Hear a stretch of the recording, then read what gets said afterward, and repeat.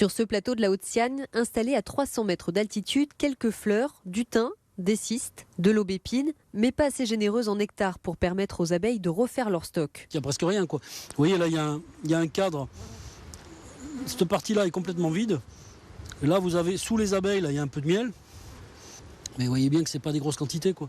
La faute à des sols trop secs, l'année dernière, les quantités des producteurs locaux ont baissé de 50 à 60%, avec désormais des zones à éviter pour la survie des abeilles. Sur des zones calcaires trop exposées à la sécheresse, effectivement, même plus haut en altitude, où on va pourtant tous les ans, et qui peuvent être avec des miels très intéressants sur le plan gustatif, là, zéro, quoi. Donc voilà, il y a des miels qu'on a carrément plus dans la gamme cette année. On les avait jusqu'à l'année dernière, et puis là, c'est pas le cas. Des ruches perdues en plein été, mais aussi l'hiver dernier, car la sécheresse perturbe le fonctionnement de la colonie et celui de la reine. Les reines n'ont pas assez répandu, et certaines colonies, on n'a pas réussi à leur faire des populations assez fortes avant l'hiver, et malheureusement, on a eu de la casse.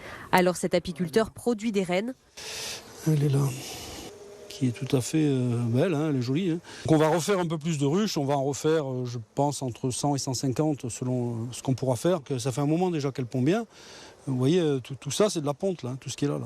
Il faudra encore patienter 1 an avant que la ruche soit opérationnelle et produise du miel. Et si les stocks restent bas, le goût est toujours présent. Les apiculteurs proposent d'ailleurs de goûter à leurs produits ce dimanche à Mouansartou.